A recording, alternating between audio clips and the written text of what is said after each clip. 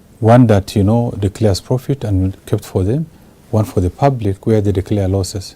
And in that case, government has lost so much money. Yetani says businesses will in effect now have two choices on which to remit taxes. So now the individual corporates are given opportunity to declare their profits as it is and be charged on it, the 25%. Or whatever they declare losses, if we think there's no genuine, then based on that, they're going to pay 1%, and the options are left to them to choose which model they want to go. Yetani further says that it is critical that Kenyans appreciate that the government is already foregoing an estimated 170 billion shillings through relief measures it has extended in light of the COVID-19 pandemic. I will now interrupt the business of the House to allow the Cabinet Secretary for the National Treasury. He says nothing stops Parliament from making amendments to the proposal. In the past, we are not talking of an extraordinary situation like this. There's no harm. We are also going to create, if need be, a transitional clause until the situation improves.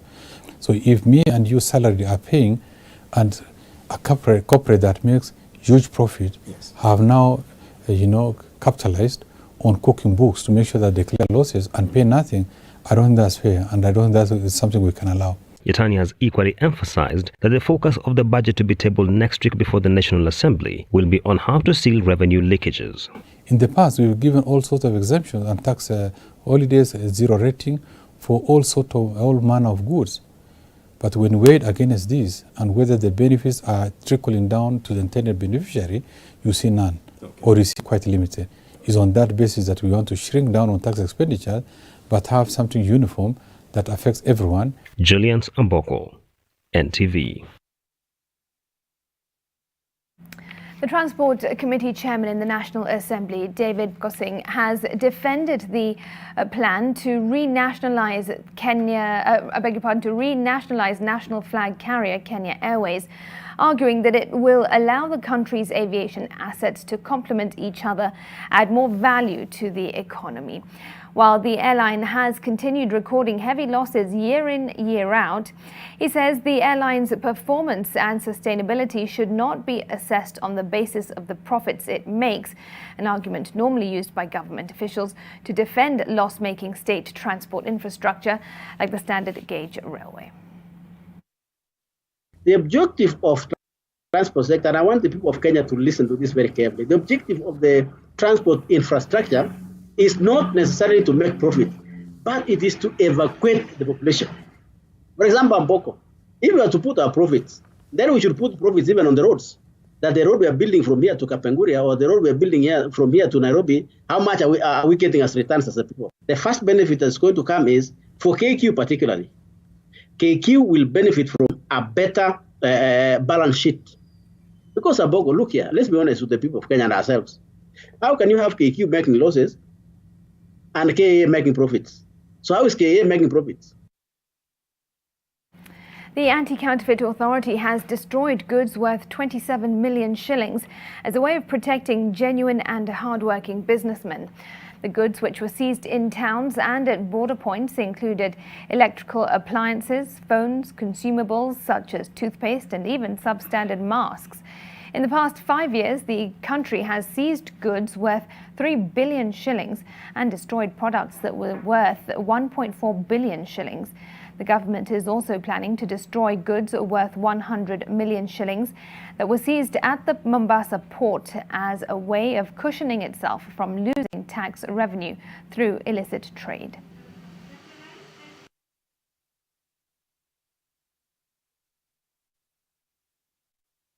Those illicit goods, they are killing our local manufacturers because these are people who have not invested in anything, in marketing, in research, etc. All what they are coming is to take advantage of a brand. Secondly, they are bringing substandard goods, and those substandard goods are putting our people at risk because they are not certified. We don't know the nature and their quality.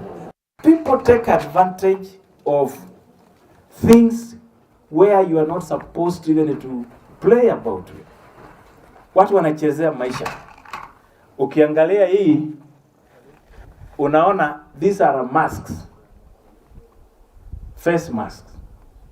Hata wakati huu, wakati tuko na janga la COVID-19, bado kuna wale walagai wanataka kuchezea maisha ya Wakenya, wanaenda wanatengeneza hizi vifaa sinaita barakoa.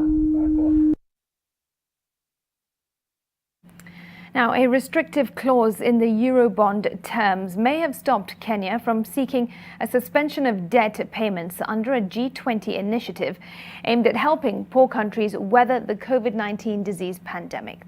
Now, Eurobond terms indicate that non-payment of Kenya's external debt, including seeking moratoriums, would be considered as defaulting, which could trigger a demand for the country to pay the entire Eurobond worth about 652.7 billion Kenya shillings. Well, for this and more business news, get your copy of the Business Daily tomorrow.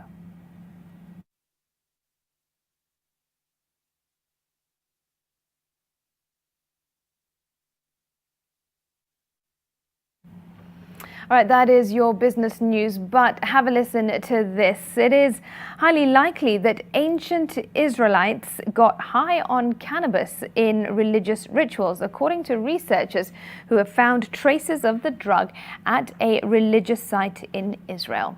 Now, archaeologists, who made the dope discovery at the 8th century Tel Arad pilgrimage site in the Negev desert, south of the occupied West Bank, said the earliest evidence for the use of cannabis was in the ancient Near East. The discovery has caused a buzz online in Israel, where 21st century smokers use smartphones and encrypted messaging to order weed deliveries. Medical use of cannabis is allowed in the country, but police frequently boast of drug busts.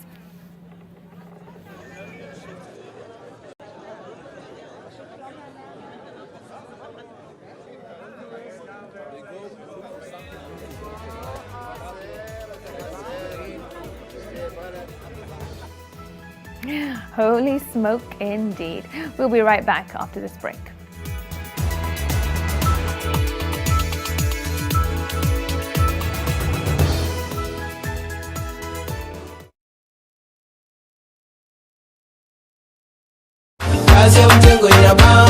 Wahenga walisema hakuna kazi ngumu na hakuna kazi rahisi. Watu kwa ground wakauliza, umejaribu mjengo? Take a moment and think about that. Kazi ya mjengo. The fundi, arguably the literal definition of a hard worker. Imagine building all these houses to perfection. What does it take to be a good fundi? Do they dream of having such houses? How selfless. Show me the best house in the country, then show me the person whose hands built it. Show me a better definition of unsung heroes. Every Friday at 7:30 p.m. on Weekend Edition.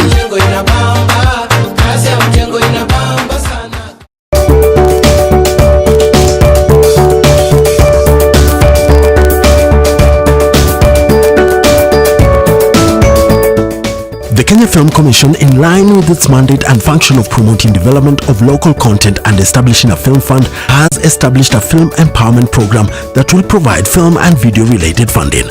Individuals, companies and organizations will be required to submit funding applications to the Commission. To register, visit www.kenyafilmcommission.com. What comes to your mind when you think of the perfect home for your family? Is it the beauty, the comfort, the security, the convenience, or even the affordability? Victory Gardens offers exactly that and much more. It is just 10 minutes drive from Kitengela town and 3.8 kilometers off the tarmac. This gated community project comes with solar street lighting, Maram roads, beautiful trees, 24-hour security, and water connected to every plot. The best part is, families are already living here. Call us today on 0790 300 300 or visit www.optiven.co.ke. Optiven Limited, the pacesetters in real estate.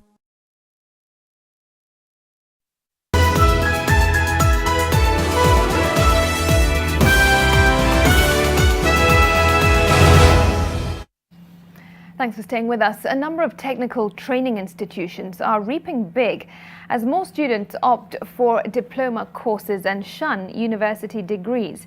This comes as a lot more of those who qualified to join universities in the KCSE class of 2019 chose to go for technical courses. NTV's Naoma Sampao spoke to the Principal Secretary in charge of vocational training to understand the reason behind this shift. For the longest time, the country's education system has been structured in a way that associated success with university degrees and office jobs. But that's changing as students qualifying for placement to degree programs opt to pursue diplomas instead. In the placement for the 2019 KCSE candidates completed yesterday, over 2,500 students who had qualified to join universities opted to join technical institutes. Repositioning TVET as the place to go to for the youth is what we need to do. According to the PS for Vocational and Technical Training Institutes, the increasing number of unemployed graduates could be a factor behind the sudden shift. Our education system at that time was designed in a manner that emphasized people who would get white-collar jobs. There were not enough white-collar jobs for all of us. TVET institutions declared 276,163 capacities for diploma, craft certificate and artisan certificate courses, and 88,724 applicants were placed, translating to 32% of the capacity. But even though these numbers are low, there is hope of a turnaround soon. What we are focusing on is to help socialize learners who will be leaving school that TVET is a pathway and not a place for necessarily for people who have failed. Because, I mean, again, human beings, the fact that you can do something and I can do something different does not mean that if I failed what you're best in, then I have failed. We have to engage schools to socialize learners, to appreciate that as you're going through your school education system, the ultimate goal is just not to go to the university. The government has set out to expand the existing institutions, construction of new ones in each of the 290 constituencies, and equip them with relevant equipment. The Ministry of Education believes that a balance between technical and academic knowledge will go a long way in solving the problems facing the country. Naoma Sampao, NTV. 4 elephant calves have been released back into the wild after 3 years at a conservancy in Samburu County. The 4 were released in perfect health, according to the Kenya Wildlife Service, which says that the release will not only boost the population of elephants in the wild, but also provide awareness on the importance of conserving these animals to this community. Right before making that short journey to their new home, Nedasowit, Baawa, El Cherai and Loisaba get a snack to calm them down for the journey. They are being taken back to the wild after spending close to 4 years with their human minders, the wardens who took over the role of raising them after their mothers were killed by poachers. And today, that success is evident. That is actually very important, and that is what measures our success. The moment they go back to the environment or to their ecosystem. Before releasing them back into the wild, the wardens had to ensure that the calves could survive. Prior to this, the 4 were prone to falling in wells and getting stuck in the mud after heavy rains. However, they have now gained valuable experience in the wild with their keepers. We are also empowering the community to be involved, to get involved in the world of wildlife conservation. The 4 elephants will not be completely on their own, as they were fitted with GPS tracking collars in partnership with Save the Elephants and KWS, who developed the post-release monitoring strategy. This will help keep track of the elephants' health, safety, and integration back into the wild. Right, from that little bit of uplifting news to some politics. And the National Assembly Leader of Majority, Aden Duale, seems to be a man under siege as a section of MPs led by Kieni MP Kanini Kega bay for his blood. It is understood that Kega is collecting signatures to enable him to move a no-confidence vote against Duale. Well, Duale has dismissed Kega as an extortionist, one keen on instilling fear in his colleagues and accusing him of dragging the name of the president in the ongoing signature collection scheme. NTV senior political reporter Kennedy Moredi with the details. That President Uhuru Kenyatta did not expressly commit to National Assembly Majority Leader Aden Duale to continue holding his position has opened a new tug of war that has seen those angling to unseat him on an overdrive to dethrone him. Kieni MP Kanini Kega and a section of MPs that have been angling for positions in the National Assembly are collecting signatures to present to the Jubilee Party and argue that the membership is losing confidence in the majority leader. According to multiple sources who attended a parliamentary group meeting at State House, Nairobi, President Kenyatta expressly mentioned everyone else who was to get a position, but left out Duale. It is said Kieni MP Kanini Kega spent the better part of Wednesday collecting signatures in a show of no confidence in the National Assembly leader, Aden Duale. A day will come when I'm going to leave, and both my party and the Kenyan in general will have time to assess my performance. But I want to thank the President, I want to thank the Deputy President, I want to thank the members of Parliament from our party and partners who have shown confidence in our leadership. And I want to commit that we at all times work for the party, we at all times work for the people of Kenya. The non-committal attitude from the president has now exposed Duale to a barrage of accusations from a section of Jubilee MPs. Kega, speaking to NTV on phone, confirmed he was collecting signatures to enable a vote of no confidence in Duale. Kega has, however, not shown the signatures to NTV, only saying he would make a statement Thursday. But in a statement sent to newsrooms this evening, Duale has dismissed Kega, accusing him of desperate antics that show his frustrations that he is being retained as the majority leader. According to Duale, Kega had extorted from fellow members and he is trying to save face after his promises to them did not materialize. On his part, Duale and the new majority whip Emmanuel Wangwe cracked the whip on DP Ruto allies, discharging them from committees. The de-whipped members are Adan Haji, who now exits the chairmanship of the Agriculture and Livestock Committee, William Cheptumo, who now leaves the Justice and Legal Affairs Committee, Honorable Kimani Ichung'wah, who now leaves the Budget and Appropriations Committee, Gladys Bose-Shelley, who now leaves the Delegated Legislation, and Dr. Victor Munyaka, who now leaves the chairmanship of the Sports, Culture and Tourism Committee. Vice chairpersons de-whipped are John Waluke from the Administration and National Security Committee, Robert Pukose from the Energy Committee, Alice Wahome from the Justice and Legal Affairs Committee, Moses Kuria from the Transport, Public Works and Housing Committee, Fred Kapondi from the Constitutional Implementation Oversight Committee, Catherine Warugoro from the Members' Services and Facilities Committee, John Lomenen from the National Cohesion and Equal Opportunity Committee, Liza Chelule from the Parliamentary Broadcasting and Library Committee, Corneli Serem from the Trade, Industry and Cooperatives Committee, Joyce Korir from the Labour and Social Welfare Committee, and Khatib Moshetani from the Lands Committee.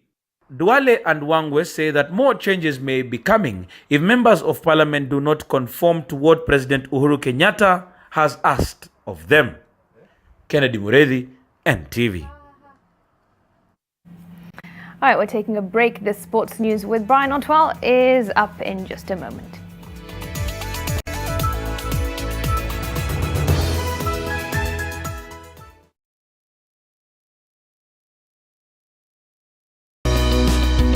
How to burp a baby. Lay your baby face down on your lap. Support your baby's head, making sure it's higher than his or her chest. Gently pat or rub the baby's back, leaving the baby comfortable and without any trapped gas. Kiss Kids diapers. Kiss Kids, no rashes. Kiss Kids, no rashes. Bye-bye rashes. Buy diapers. Choose Kiss Kids. The Kenya Film Commission, in partnership with Techno Mobile, CDI Gadgets, Documentary and Reality TV, has rolled out the 3rd edition of the Mobile Phone Film Competition. It is a competition for short films shot using exclusively mobile phones. To participate, you need to be a Kenyan citizen, have a smartphone that can shoot video in HD, be between the ages of 18 to 35 years old, shoot a film not longer than 5 minutes. The film should be in English, but if you must use any other language, please use subtitles in your film.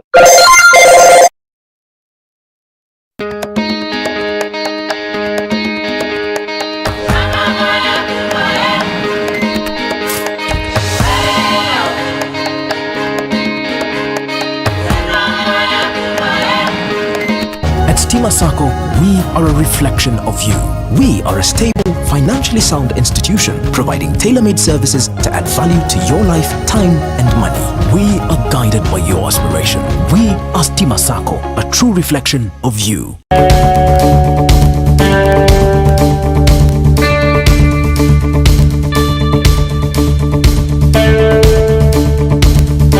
Applications are ongoing for the June and September 2020 programs for diploma, bachelor's, master's and PhDs in all our campuses with online classes available. Prevent the spread of COVID-19 by following the government health guidelines. The University of Nairobi is a world-class university committed to scholarly excellence.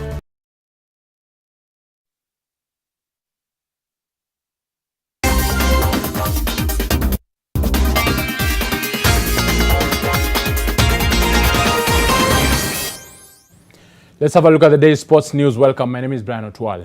The push and pull between Football Kenya Federation and Sports Dispute Tribunal SDT regarding the FKF elections has taken a new twist, with the Federation President Nick Mwendwa accusing the SDT chairman of meddling in football matters in the country. This coming a day after SDT held a virtual stakeholders consultative meeting that was snapped by FKF. FIFA is yet to give a way forward on the election process.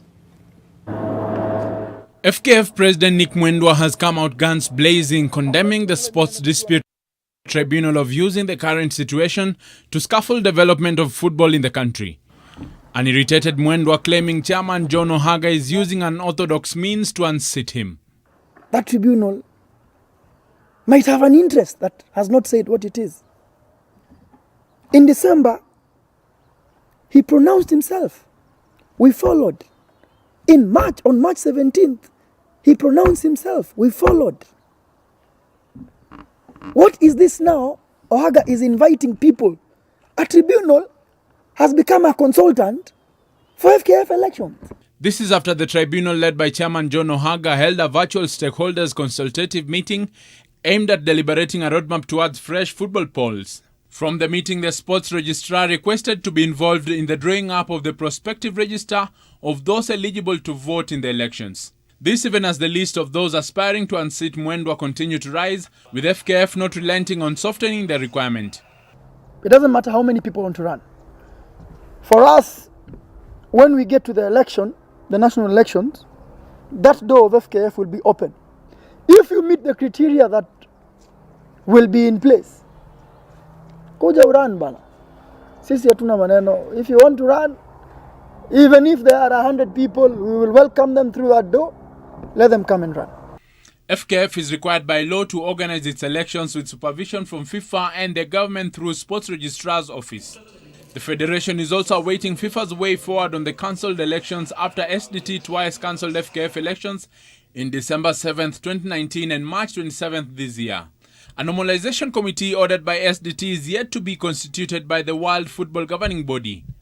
Nicholas Musonye, Sam Nyamwea, Lodvik Aduda, Twaham Barak and Herbert Mwashiro are among the candidates who have expressed interest in the seat when fresh polls are held. FIFA has given advisory on the restart protocol of football and FKF is working on seeing football return under set guidelines. When the time is right, hopefully in a week's time, hopefully by 6th or 7th, there's a way to do it so the boys can go back training, because as you can see, the world is coming back and beginning to play. So let's hope that we will be able to do so. Thank you.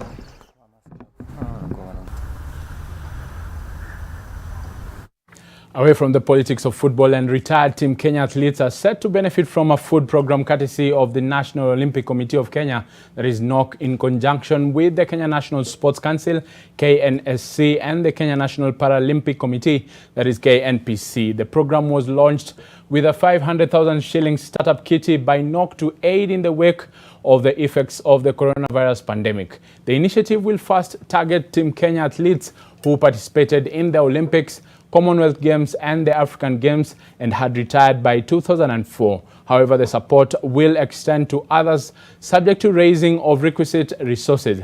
NOC is also in the process of creating a database of all national level athletes, which will be extended later to include retired athletes.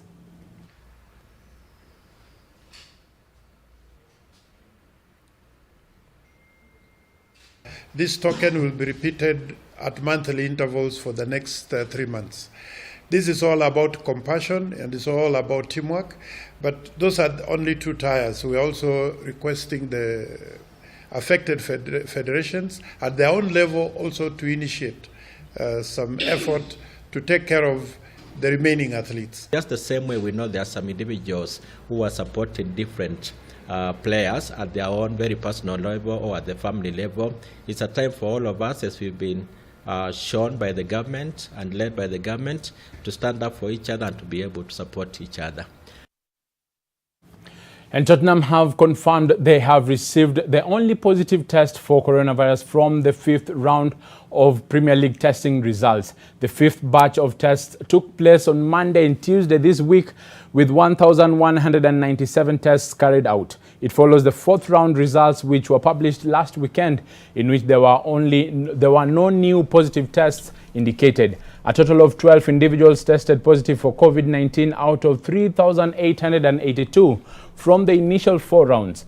All 20 top flight clubs who have now returned to close contact training are continuing to adhere to the latest medical advice from the government and Public Health England to enable a phased resumption of sport in the UK as a return to Premier League matches behind closed doors approaches.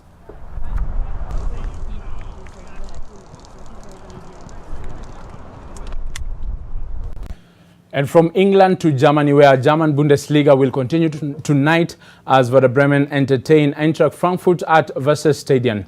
Both teams will come to this match with a win from their recent matches, Bremen having won 1-0 against Schalke, while Frankfurt beat Wolfsburg 2-1 last weekend. Bremen are second last on the log.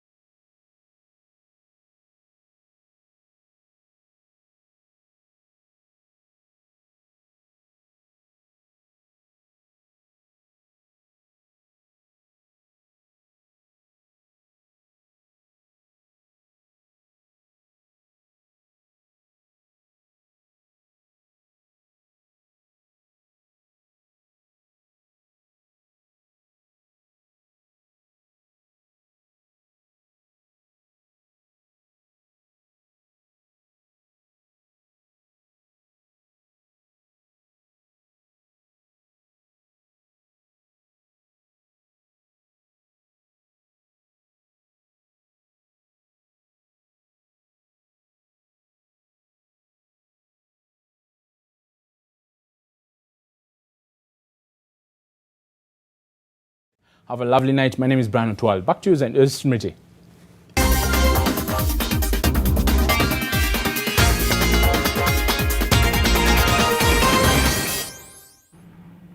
Thanks very much, Brian. That is where we leave it on NTV tonight. Thanks to our sign language interpreter, David Agondoa, and thanks to all who participated in team coverage, and to you too for participating online.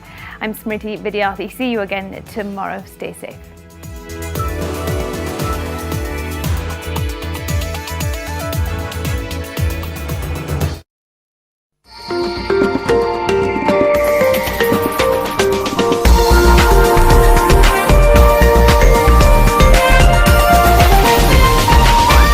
This is NTV.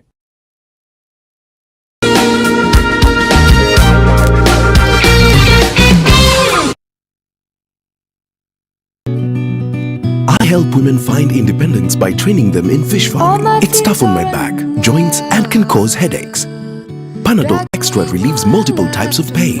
If symptoms persist, seek medical advice. How to burp a baby. Lay your baby face down on your lap. Support your baby's head, making sure it's higher than his or her chest. Gently pat or rub the baby's back, leaving the baby comfortable and without any trapped gas. Kiss Kids diapers. Kiss Kids, no rashes. Kiss Kids, no rashes.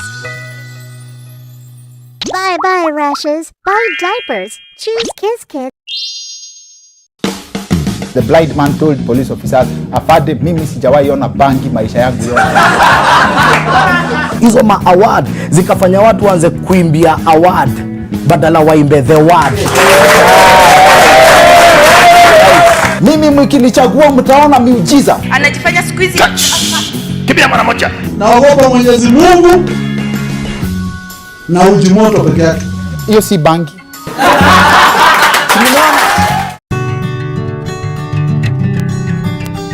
Our independence cannot be complete if in fact there is any part of the world where the black man is not accorded his rightful position in society. He was by far the most brilliant politician Kenya has ever produced. It is not known when exactly Thomas Joseph Mboya was born, but he himself proclaimed his date of birth to be August 15th, 1930.